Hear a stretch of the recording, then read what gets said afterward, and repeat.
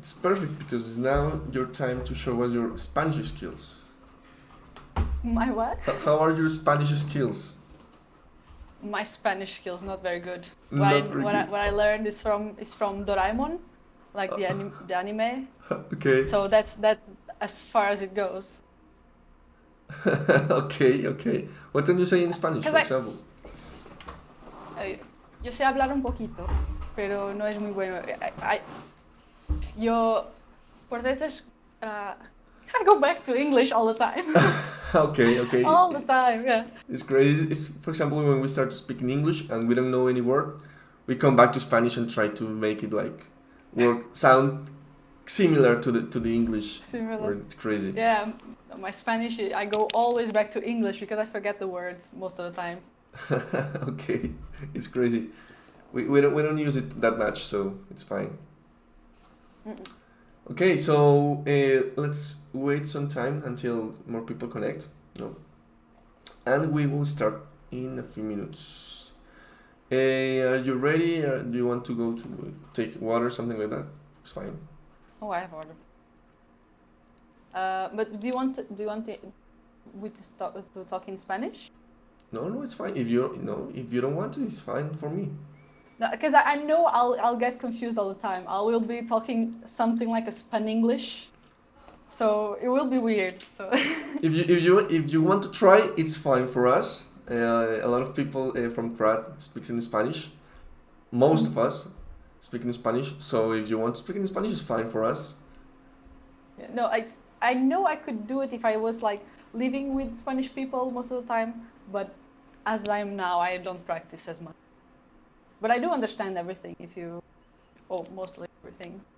Okay, so if people ask questions in Spanish, I will ask to you the questions in Spanish as well. Okay. So this is going to be like a Portuguese, English, Spanglish conversation. How did in Portuñol? I love Portuñol as well. Yeah. Se eu falar em português, talvez dê para entender. No? I understood you.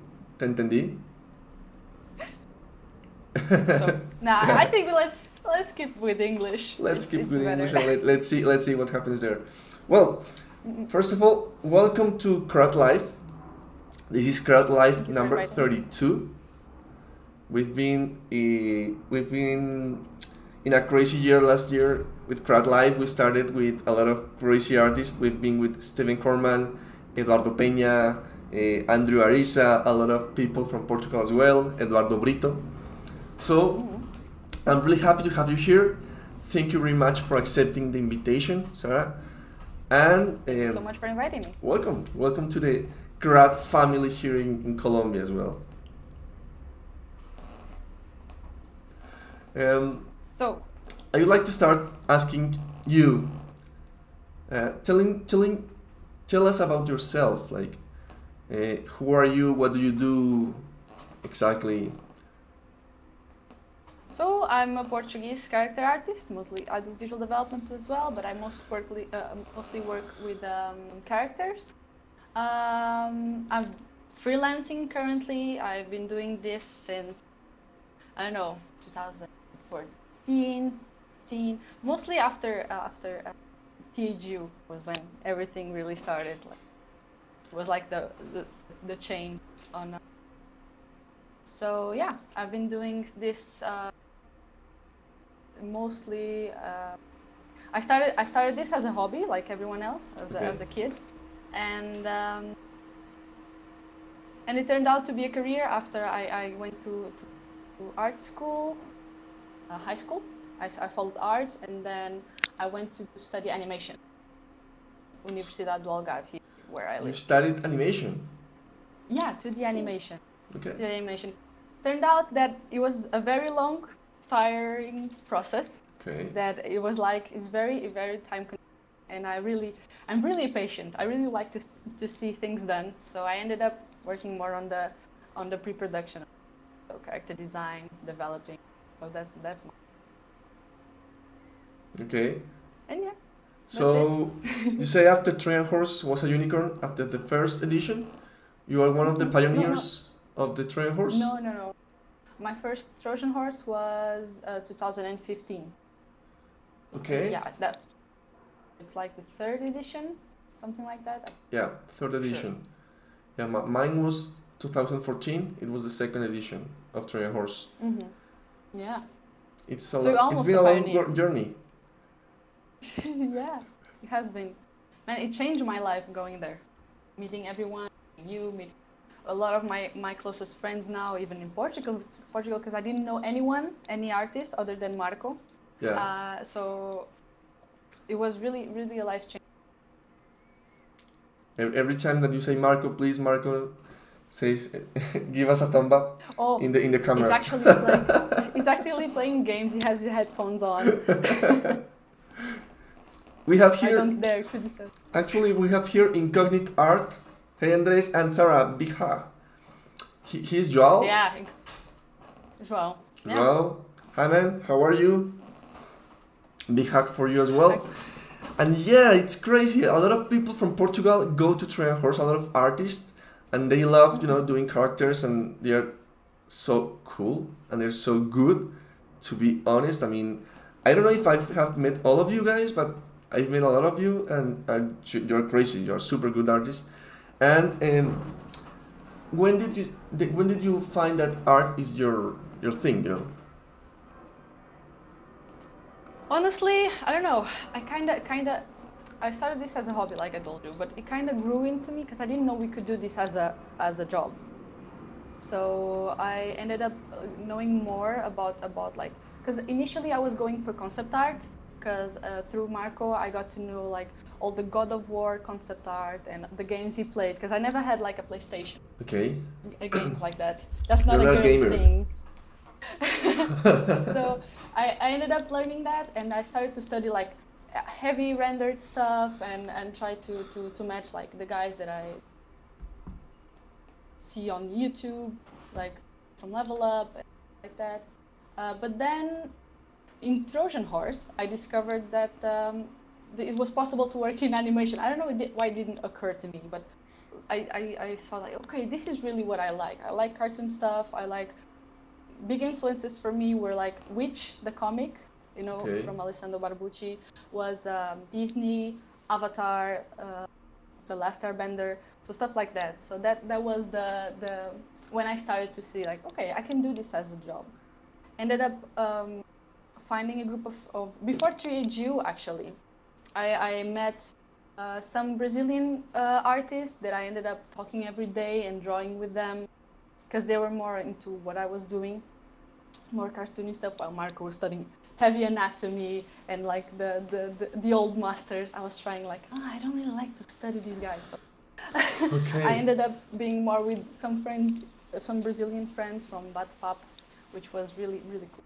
They helped me a lot. So long nights drawing with them and being bullied by them because I'm Portuguese and they're Brazilian.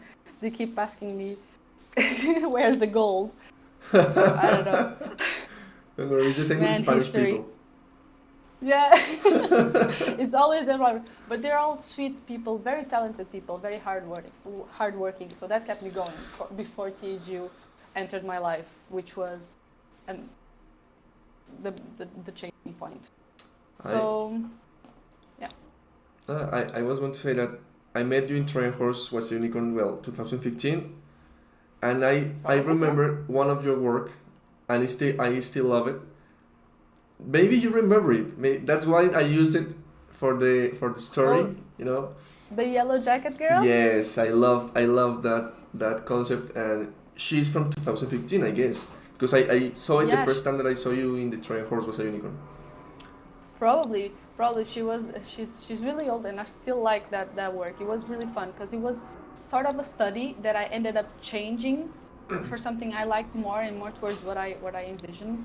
So that was a really fun point. That piece actually was when I learned that, because I started drawing that and everything looked so bad. Like everything was mixed up, the colors, the drawing. But no, I'll keep working on this. Let's see how it goes. So I kept working. It took me like 2 days or 3 days, which I never put that much time into one piece. Okay. So that work made me learn a lot. and about lighting, about it was very inspired by an artist, uh, Gabriel Soares, I think. I Like don't his know. style is very colorful. He's Brazilian as well. He's very colorful, so I was very inspired by him. What's his name? Gabriel Suarez? Soares. I I will think that's, yeah. write it down here so people can see it. Gabriel Suarez. Okay. Now I'm showing it in the podcast. It's really cool. And she's named Yellow Coke. It's great. Yeah. She didn't have any better name to give her, so that's what it went. I think there's a GIF with the process, like as I was studying below that. Let's see.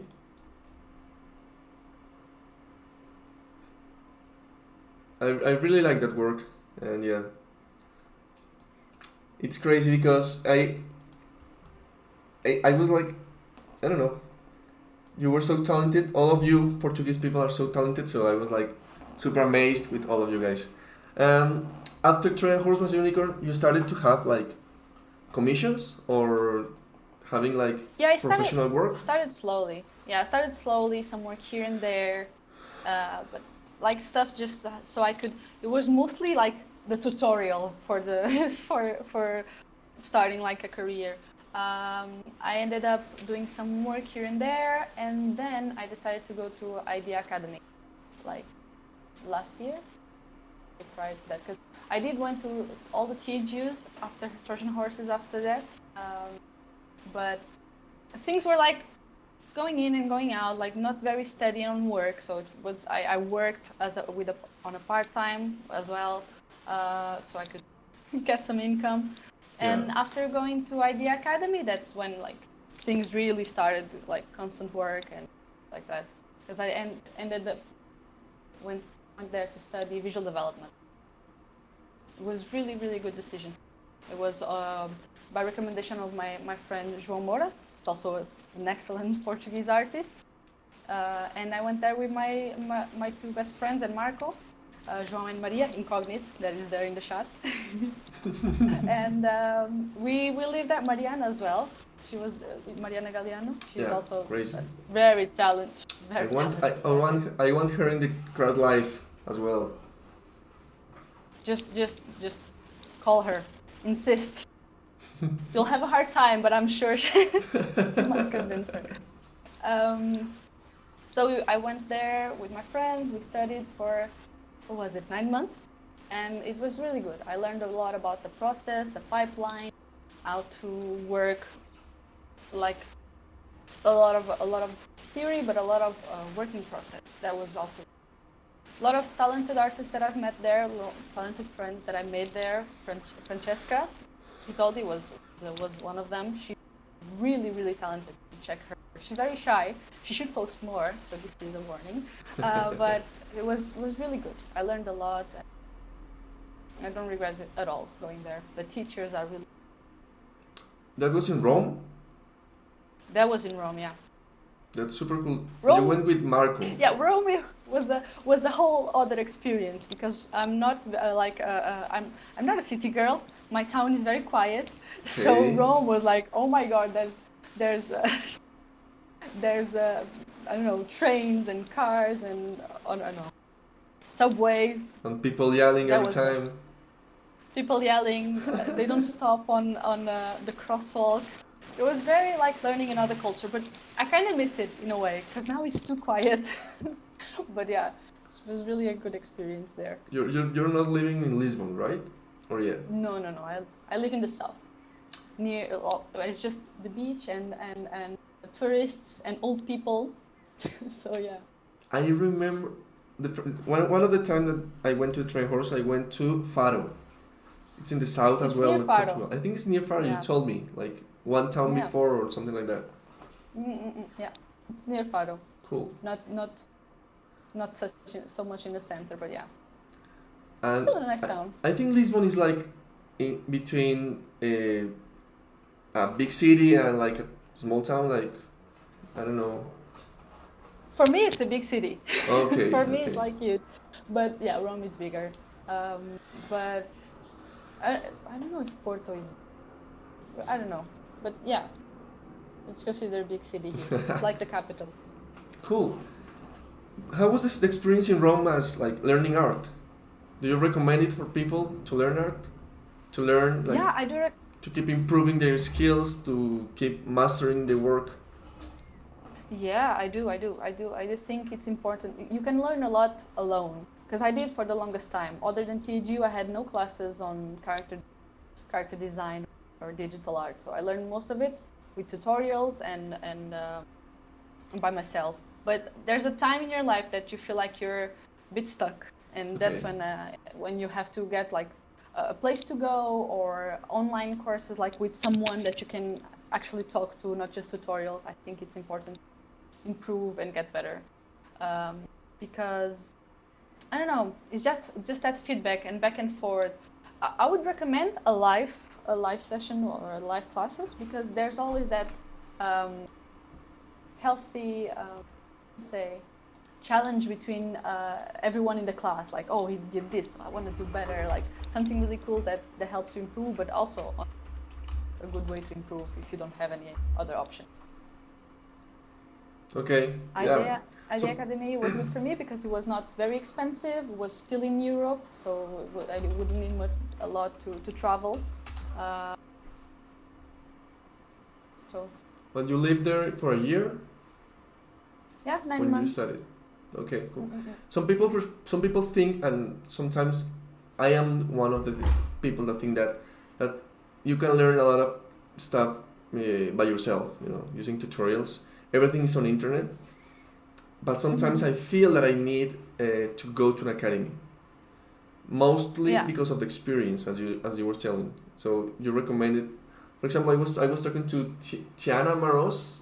She went to the training Mm-hmm. course one day, and she went to Nomon School of Arts, Mm-hmm. and then I asked her if it was worth it. I mean, and she was like, yeah, it's super cool, but you can get the same, the same knowledge via internet. So I was like, Yeah, okay, I mean, okay, she you may be always right.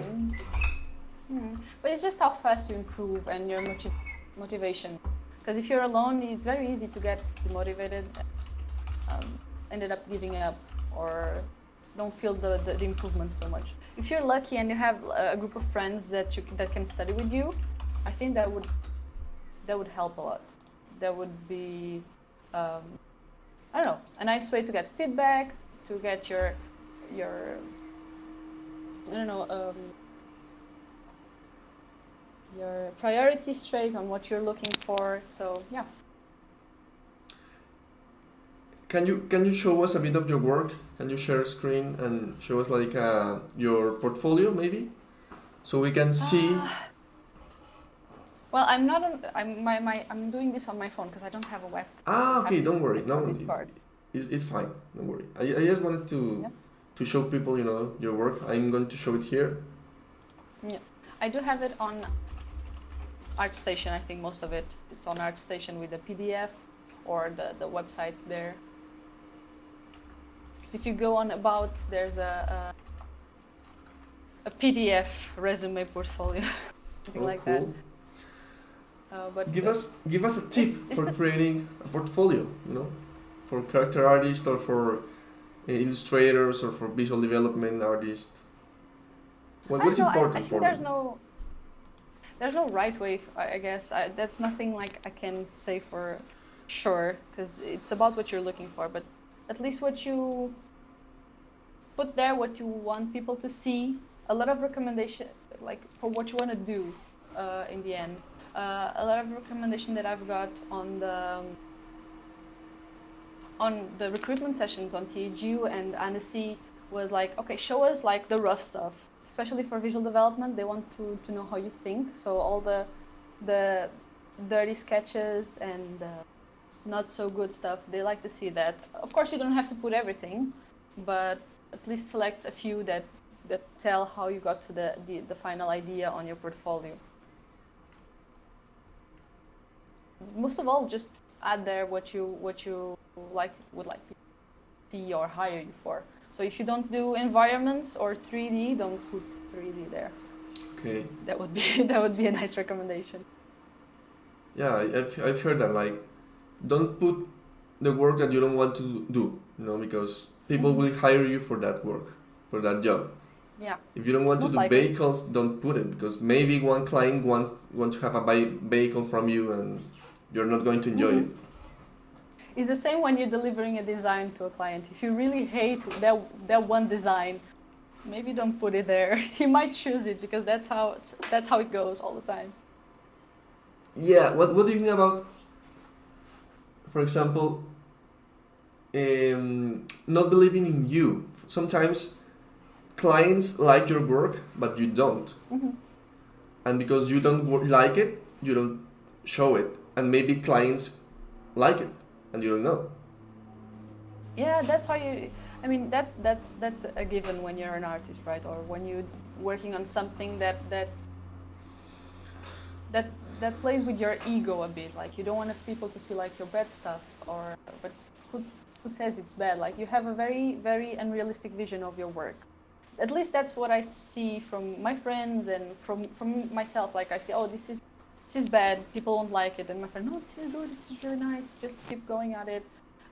So it's really good to have a group of friends that you can show your work to, and they can give you some feedback on that. If you're being just if you're just whining about nothing. But I mean, that's basically it. I think it's something that you have to deal with all the time. And you just have to keep it grounded. Like I remember going through the Procreate videos, like when you draw stuff, it records. And I had some sketches that I did for the Witchtober challenge that I never posted them. Like some and I was looking back at them, and I was like, these were not so bad. Why did I didn't post these? These were actually nice, or didn't I finish them? So I guess it's how it is. Yeah, sometimes I was talking to an artist called Colleen Ferg. She was like, sometimes I'm not satisfied with my work at 100%, and she keeps going and she keeps pushing it and she keeps pushing it, and sometimes it's like, okay, you shouldn't push it that far, and try to move forward with a different work. Have you feel that, like, you start pushing and pushing and pushing one work and you don't move forward to another one? I think there's benefit in letting it go, but there's also benefit in keep working on something until you push it till it breaks. I think you learn a lot either way. Like if you do a drawing and then you ended up like, oh, it's bad, or I overdid it, or I over rendered it. It looks silly now. I think you learn from that, and it is frustrating, especially if you put a lot of time. But I don't know. Is it something you do as well? No, that you keep pushing your work, and it gets frustrating, even though you put a lot of time and study on that. But do you mean more on something for you or with the client? For you, like a personal work. Yeah. Personal work is hard because you're always like aiming for something that usually is not real. Like you have your standards.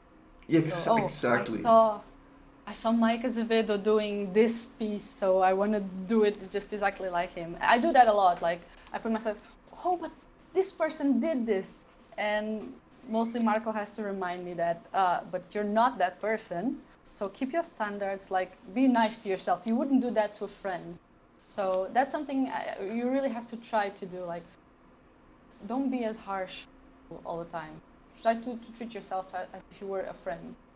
That would also keep you like, because it ends up like a snowball, Like you keep pushing yourself, like, oh, you're shit. Your work is not good enough, and it builds up into something really bad.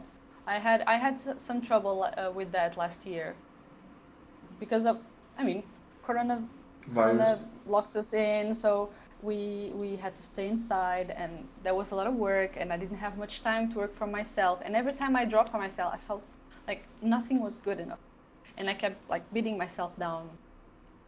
Yeah, but you don't draw this. Do you think people will hire you? Like, this is me talking to myself, so I'm very harsh on myself. I believe everyone is. But, I mean, there's a point where you break and you just have to let it go and be nice. Just have fun. Don't expect nothing of your drawing. And when you do that, that's just gives you some freedom. Like, no one is expecting it. I did some studies recently that gave me that feeling. Like, I will just do some studies, don't have to post them, fun. And I ended up like having a lot of fun with them, just studying photo references, trying to put a bit of personality in them. So yeah, that's a really good advice.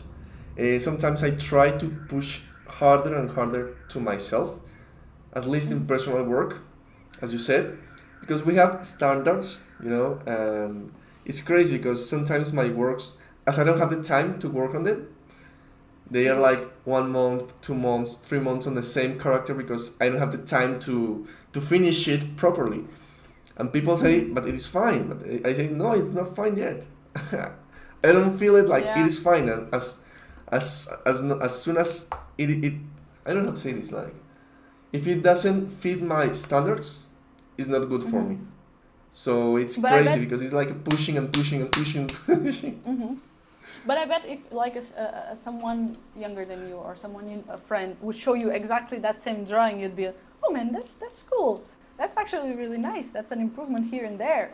So it's just because it's us and we have very unrealistic expectations, I guess, or at least a wishful expectation of what's coming when you draw.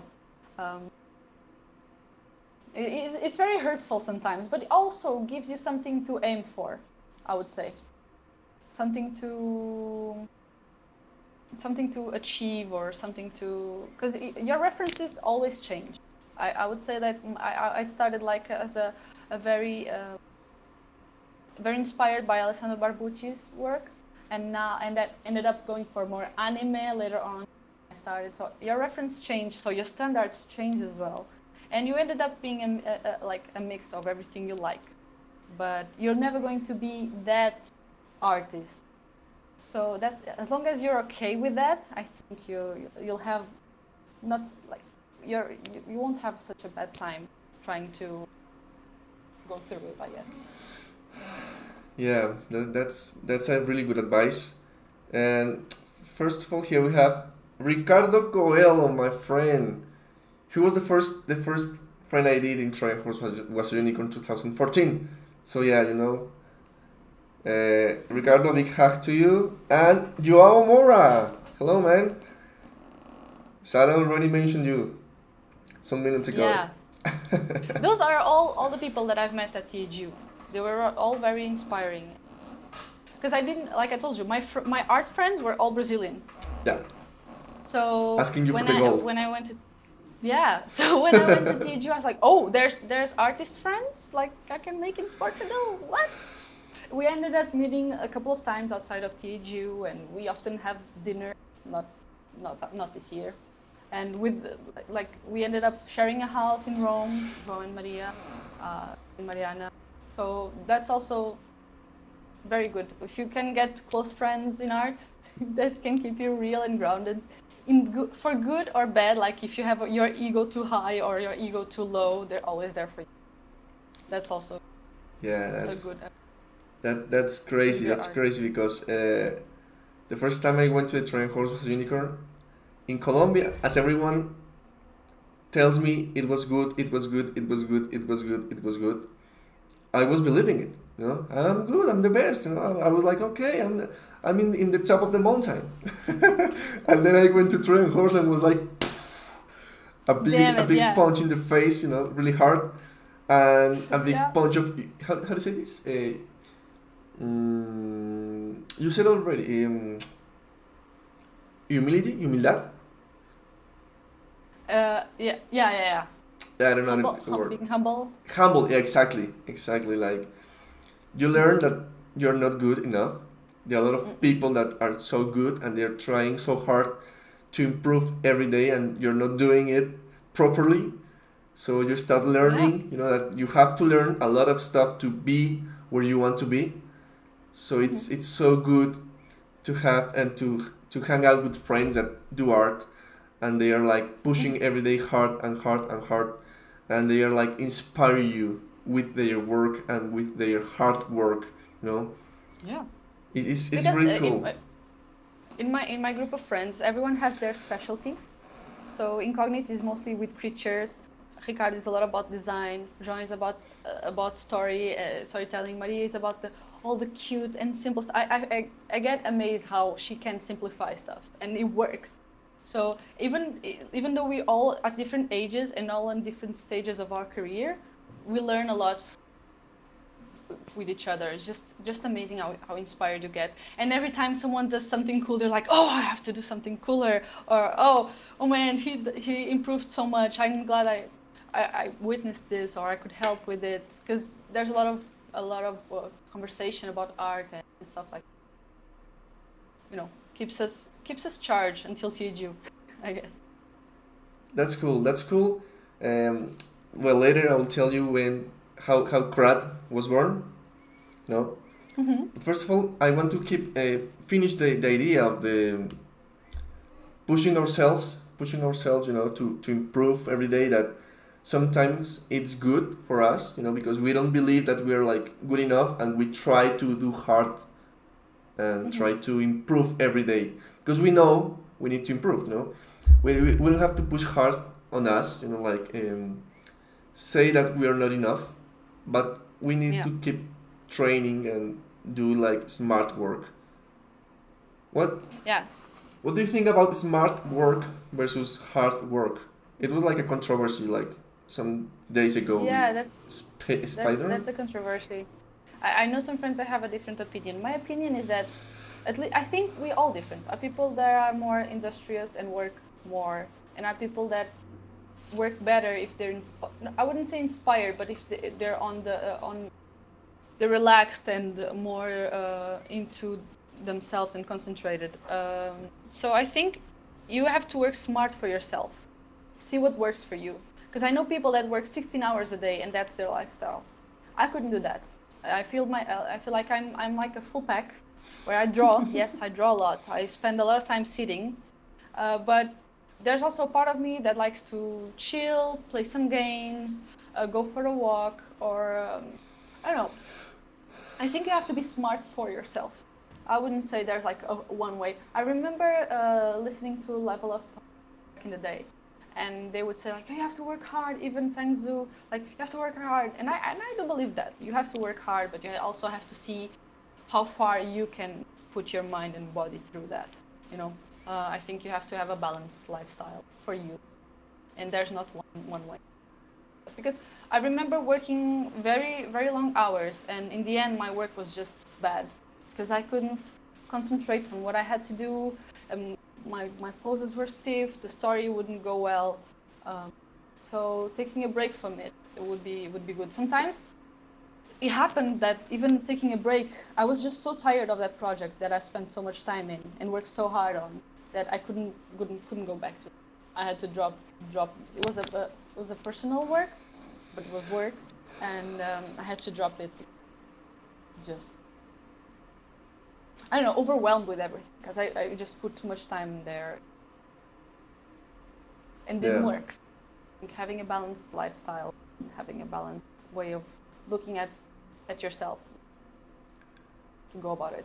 Yeah, this is something that we learn with the time.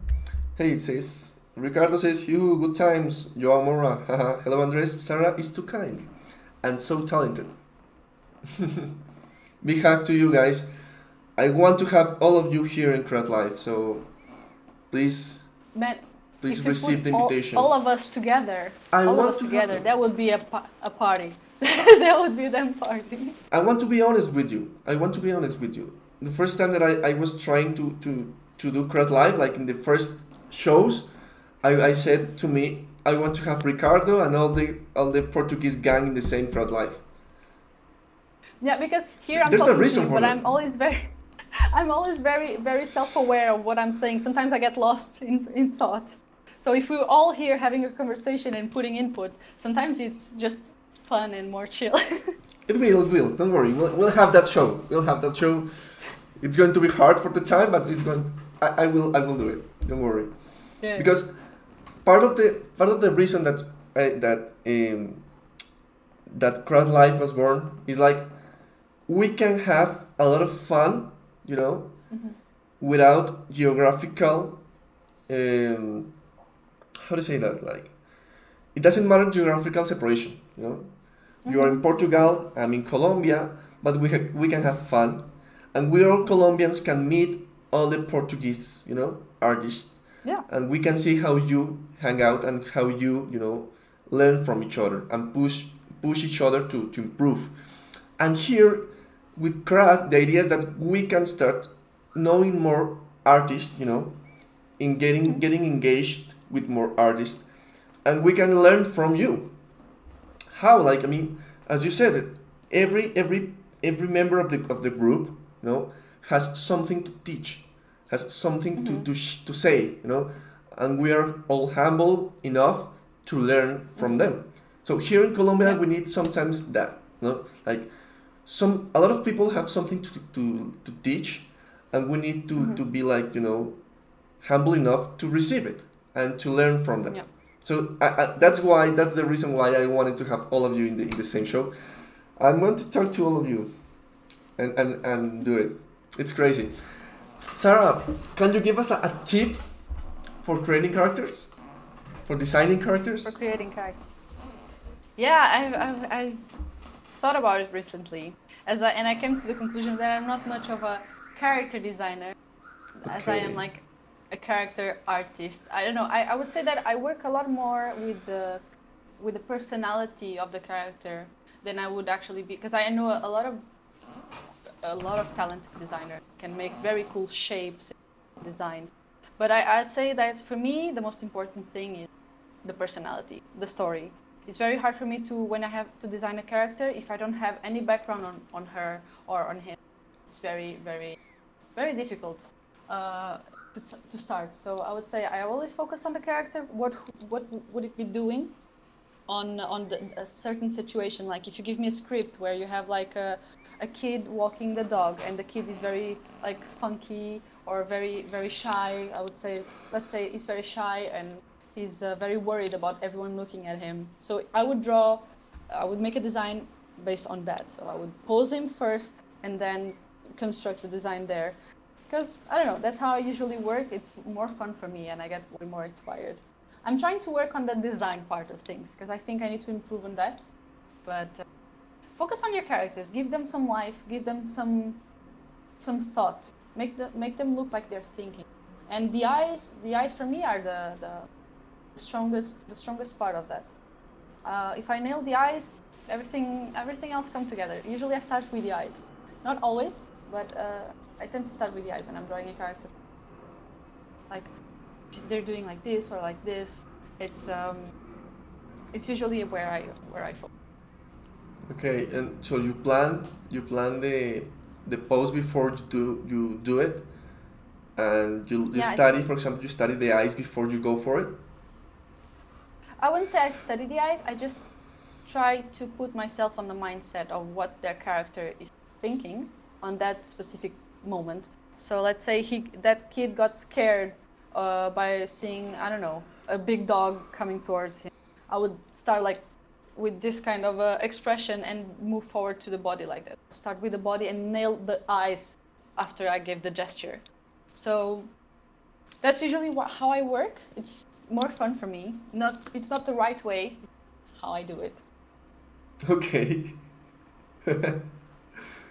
Don't worry. I had a chat with in that trial course in 2015 or 16 with Evan Mel Amundsen, and he said something like that. Like, first of all, you need to understand your character and think like him, walk like him. Try to understand how this character would live. Would work, would walk, everything. Then you can start drawing it. But before you start, you need to understand him. You are going to try to live like him, put in the shoes of him. So it's you can really start good. you can always start with like a blank page. You have nothing, you just doodle. But if you do that work of thinking about the character, it just gets easier, I would say. It just comes, like it's born, you know. It's the character just shows up, and then you can do some iteration on what it could look like if he has like a baggy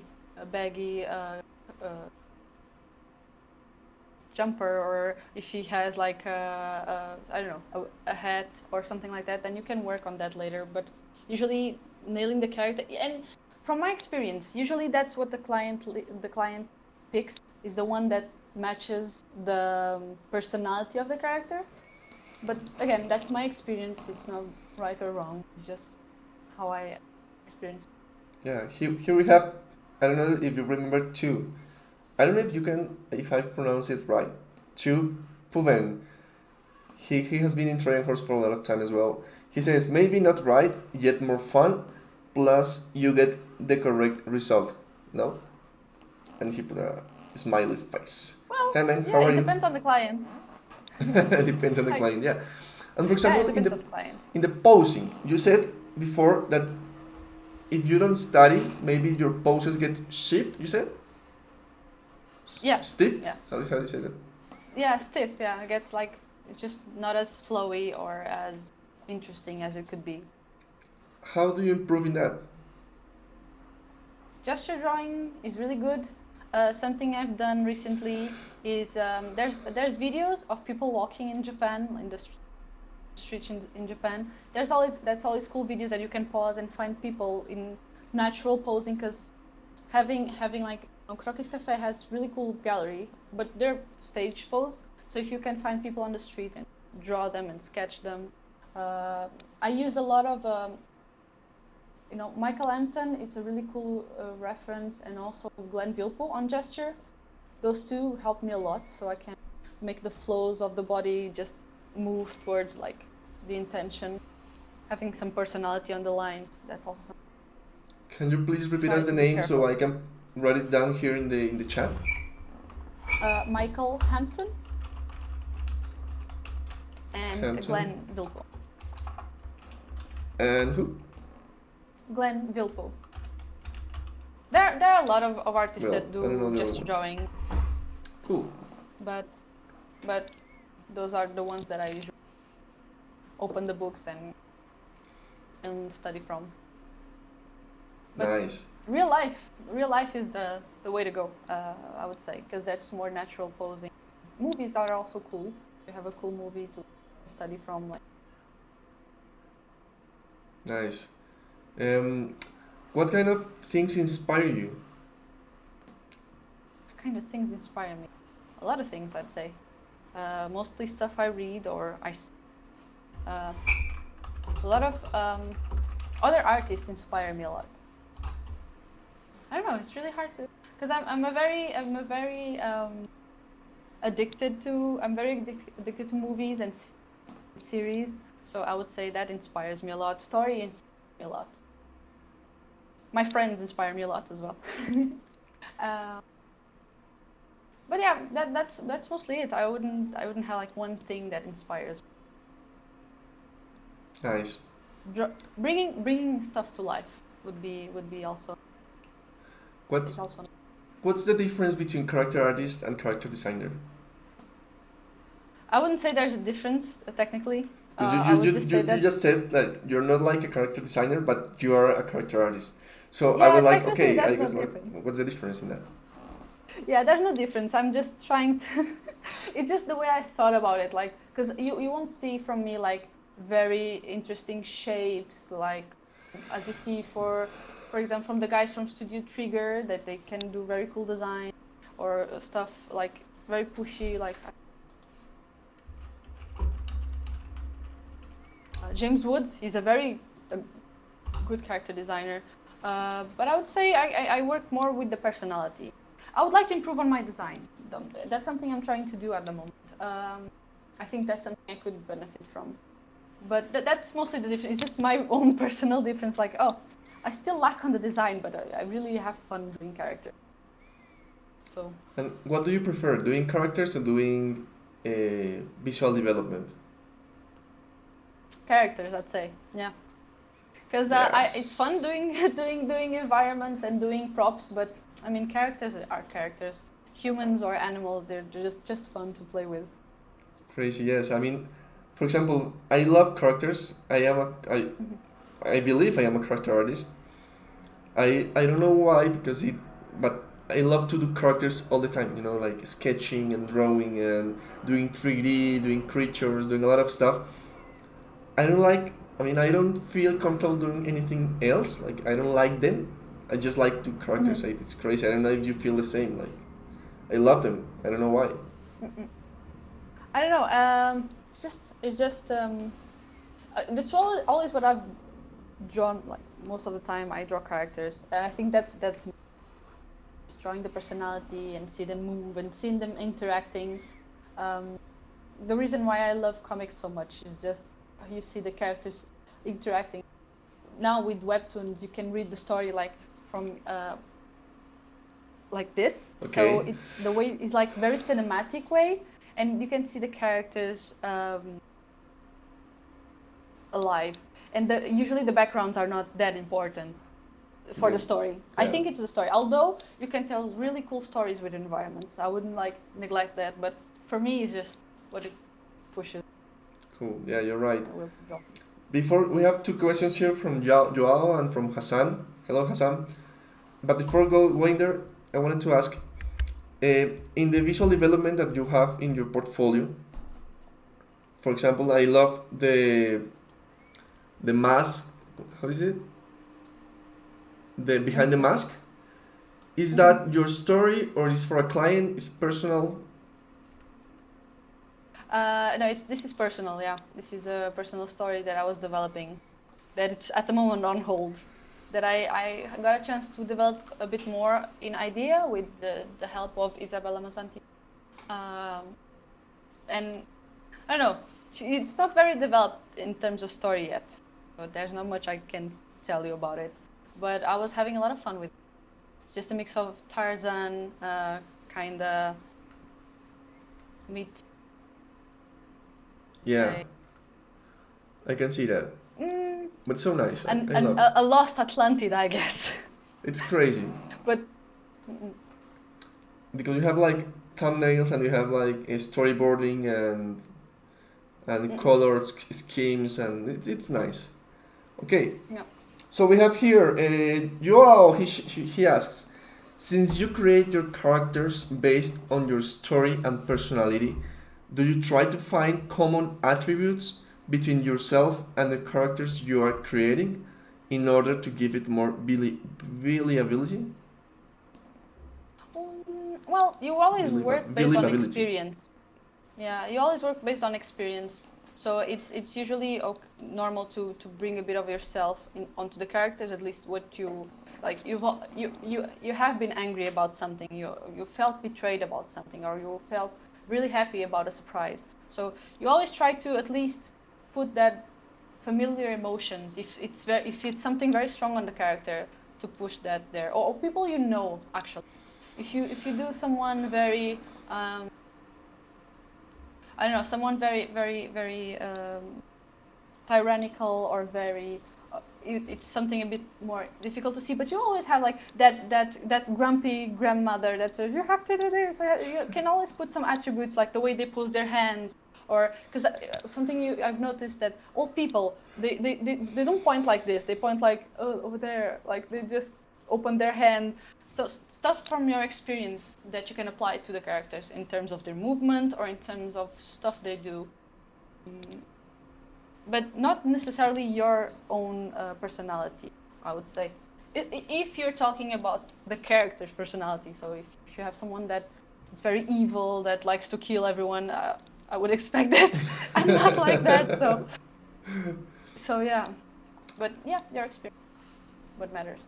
That's something very important, I would say, as an artist, to have a library of your experience, so you can apply. So, oh, I've known a person. So going out, talking to people, something that helps a lot. Adds up to your knowledge. yeah. I mean, I was one day I talked to as well Jose Alves da Silva, Mm-hmm. that he went to Tranhorse as Yeah. well, and we had a mentorship in the 2014 edition, and he was like, I love to do rabbits and Mm-hmm. characters, like kangaroos and stuff, because of my teeth. Like he has big teeth. So he was like, I design characters based on that physical characteristic. Mm-hmm. And he was like encouraging us to use our physical characteristics to design characters. And that was so cool, and that was like so interesting, because I sometimes I draw, and sometimes I Mm-hmm. like, even I have fun with it, like doing Mm-hmm. crazy, like nose and the ears, big ears and stuff. Mm-hmm. And it's so I think it's interesting, to try to explore Mm-hmm. this kind of characteristic that are part of you, and try to put them into Yep. the characters. Yeah. So we have Hassan. He says, do you have a comfort zone with your artwork? Yeah, I always draw monkey faces, like people like this. That's when I doodle. I That's want to my do that. comfort zone. Like just one line for the mouth. But no, I would say, yeah, characters are my comfort zone. I do not play a lot with perspective. So that's something that not very I'm not very comfortable with that. So I usually don't draw that when I'm doodling. So faces are a lot of my comfort zone. Yeah, that's what I do when I'm just doodling. Faces. Okay. I'm looking at it here in the live. I'm trying to understand the face that you did, and yeah, I found some of them. The monkey faces. It's cool. What do you think, or what advice can you give us for avoiding frustration, for example? There's no avoiding it, I Or would say. getting out of it? Well, getting out of it, it depends on what you're frustrated about. But I would say taking your time off and looking things from some distance helps a lot. Getting some advice, or looking at what you already have. It's also like uh, trying to be thankful for what you already have is also a good way to like it makes things don't like they don't feel so bad. I would say. When you're like, oh, I don't know how to draw this or to do this, but you remember, yeah, but I didn't know how to paint this last year, and now I do. So I should be thankful for that and keep going and keep pushing. Um, it's easy to overlook what you already know. I do that a lot.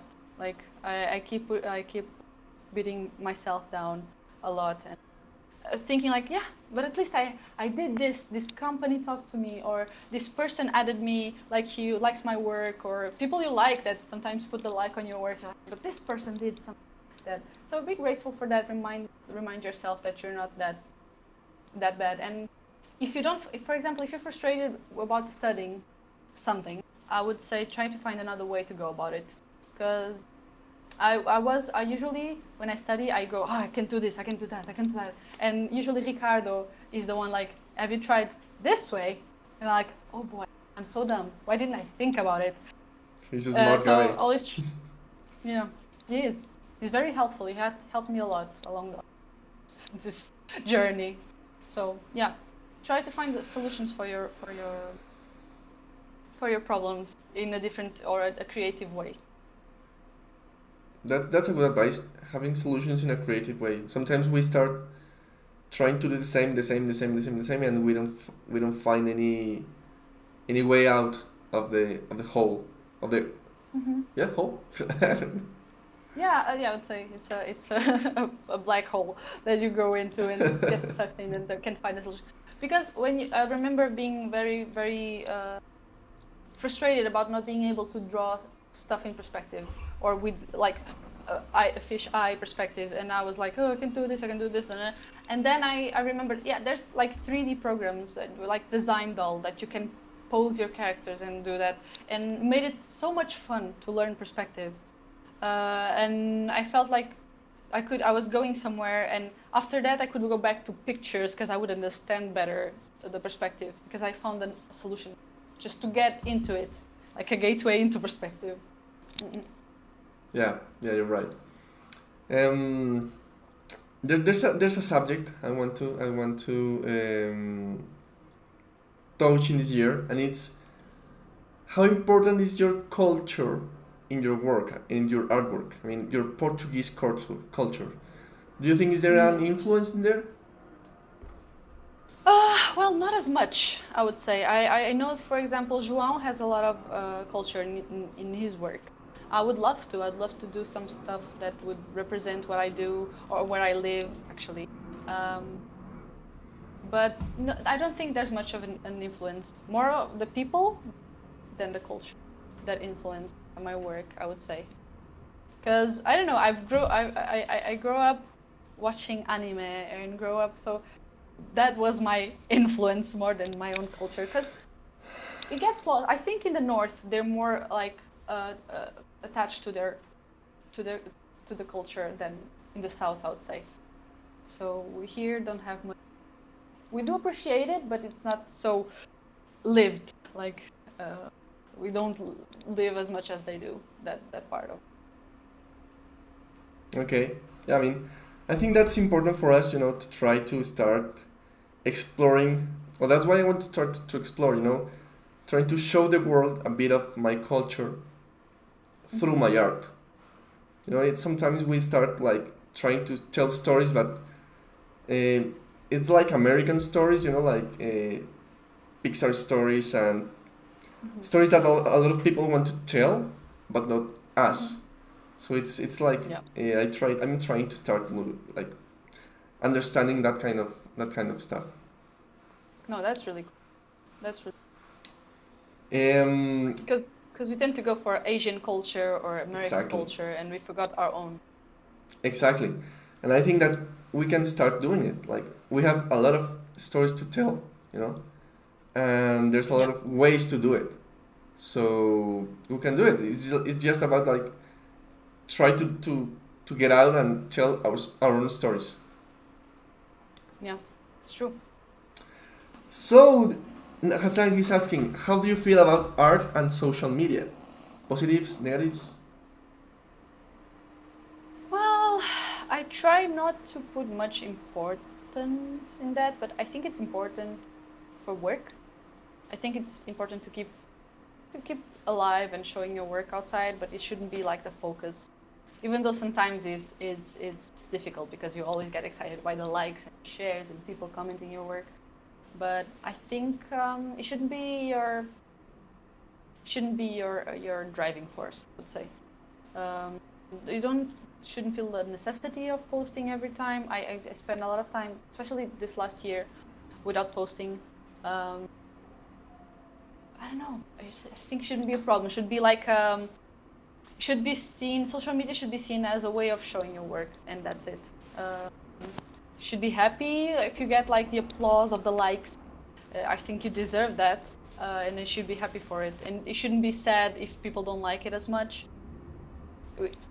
I don't know. It's very tricky because I know it's difficult to you say, oh, you should feel like social media is important because it has some weight on your ego, on the way you perceive yourself. But try to not give it as much of try not make it like it's your jailer to draw or post. If it's just shitty posts you want to do, just post the shitty post and archive it later on. I've done that. I have a lot of archived drawings that I no longer think that represent what I do. Just I use social media. Actually, I use social media as Instagram as the place where I post mostly everything, and ArtStation as my portfolio, the clean stuff. But I try to be mindful, not to post everything because it's tiring. But yeah, there's not much about it. I don't try to live around it. Just happy that people like and follow. Yeah. Sometimes people want us to keep, posting some stuff, even if it is not like a finished piece or something like that. Mm-hmm. it's cool because, for example, I do 3D, but I do 3D is not like as fast as 2D sketching, for example. So I post a lot of sketching because it's faster for me, and I don't have the time to finish some 3D work, so it's easier to finish some sketch and publish it. It's cool. It's cool. It keeps me creative at least. Yeah, social media can be used as a tool to keep you like motivated, but it's so, how do you say, it's so unstable that can give you like um, the opposite end as well. Like you can be very like demotivated because people didn't like, or you posted at a certain time that there's not much engagement. I remember one day Instagram was, I don't know, acting weird. Everyone was having trouble logging into Facebook and logging into Instagram. And that day I posted a few animals, like a rabbit, a dog, something I did on school. And that publication alone had 11,000 likes, something that never happens on my page. So also that showed me that Instagram gatekeeps a lot of people. Is gatekeep the word correct? Like it avoids that your work reaches more people because they want you. I would assume they want you to pay for the exposure. So it's not a realistic view of what you're worth, I would say. Okay. That's a good advice. Sometimes people think that they're worth what your Instagram says. Like the number of your subscribers, the number of the likes, the number of whatever it is, and it is not like that. That doesn't define you. So I think that social media is important, but it doesn't define you. Yeah, I don't agree with people like I'm not about social media. I won't post anything. Marco was like that for the longest time, and it hurt his exposure for work, I would say, because there was that pressure. He didn't want to feel that pressure, so he didn't like post for the longest time. But it hurt his, I said. So post yourself. Let people see it. Let people like it. The next one will be better. Just don't worry too much. Especially if you're starting, it's a good way to keep track, like a chronological track of what you've done or stuff like that. Yeah, that's it's important to take care of that. Sometimes we get too much involved in social media, and it's like hard to get out of it. We have here Sergio. He says, "Hello, Sergio. How are you, man? The question is how to unleash the power of artists in different parts of the world with their own stories. How to tell our own stories, different than USA or Asian and different cultures. Nordic, for example." Well, I can't hear you now. Maybe the microphone or something.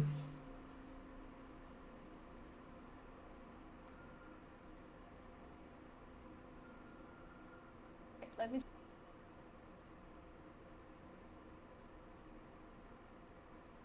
Okay. Okay. Hi, guys. Hear me now? Yeah, I can hear you now. I can see you. No. Yeah.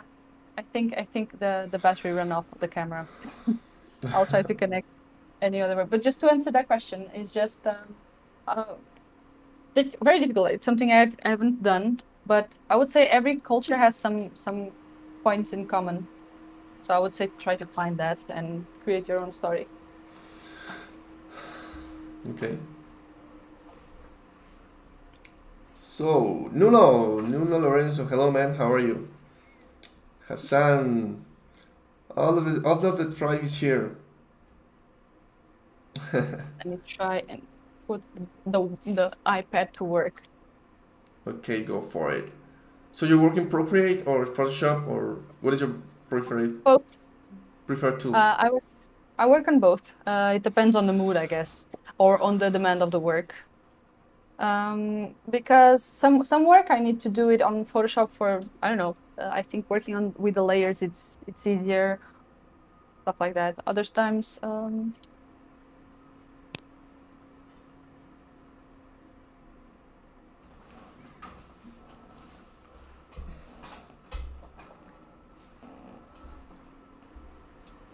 Hey, can you see me? Yep, I can see you now. Okay.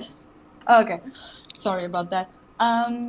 So I was saying, so sometimes I work on Procreate, sometimes I work on Photoshop. It depends on the requirements. Some stuff that it works better on Procreate, like smudging and liquify, it's easier. But working with colors, for some reason, I feel more comfortable on Photoshop, for example. Yeah. Okay. It's weird because coloring is the same, I think. I don't know. I haven't tried for a Procreate. It's just now it's better. When I bought the Procreate, there are a lot of tools that were not available. But now I think it's better. Even you can animate. I was trying to animate the other day, so it's also very cool. It's better than Photoshop, that's for sure. But for colors, I would say like when you're trying to play with the hue and saturation in the layers, that's something you can't yet do. Like with a mask layer, that's something you can't yet do on Procreate. So that some adjustments, final adjustments on the illustration, I do on Photoshop. Because there's also limitations with the canvas size and the number of layers, so that also is the defining point. Yeah, Photoshop is like you can have a lot of layers and you can do a lot of stuff there, like post processing stuff. Yeah, cool. Indeed. Nice. Well, we have Sergio says hello. First of all, Andres. Well, guys, thank you for being here. It's been so good. Finally, can you give us an advice for young artists? An advice character for artists or character designers or visual development artists? Ooh, advice. Oh, I don't Spanish. know. Something that I would tell myself. There are a lot of things I would tell myself when I was starting. But I would think comparing yourself to others, it's healthy until that point where it's not. So try to just have fun with your art. And remember that what people post out there, it's not like their first try on anything. They've been through a lot and probably struggle the same way as we all do. So keep that in mind. Just do your stuff, have fun, and get inspired. And don't draw all the time. Go out there and inspire yourself with other stuff. So just take your pause, I would say. Have fun. Don't push that hard on you. Yeah, because it depends on the person. Like I told you before, it depends on the person. But yeah, just find your limit and work around it. Cool. Well, thank you very much, Sara, for being with us here in Crad Live. Thank you for accepting. Sorry about that. No, don't worry, it's fine. Thank you for accepting the invitation, for being here. You are always welcome to come back whenever you want to come back. It's fine. Here's the space. I want to talk to as well to Ricardo, to Joao. I don't have the contact of Joao actually. I will look for you in Instagram. I'll send it. I'll make it for her as well. Yes, and Mariana, please. Her work's so good. Thank you very much for being here as well, and thank you all of you guys for being here with us. Ricardo too, Joao, Hassan, Sergio, Nuno, who else? Incognita, that is Joao as well. It's also Joao, yeah. Thank you very much for being with us here in Crad Live, and see you in a different occasion, another occasion. Hopefully on TU. Yeah, I don't know if this year we are going to have Trojan Horse Was a Unicorn. Probably not, because it's a lot of people in the same place. But I think 2022 is going to be the year. Yeah, hopefully. So yeah, I want to see all of you guys, and keep chatting with the Portuguese gang as well. So thank you very much for being with us. Thank you very much, guys. Bye. So I will do this. Thank you. It was so cool.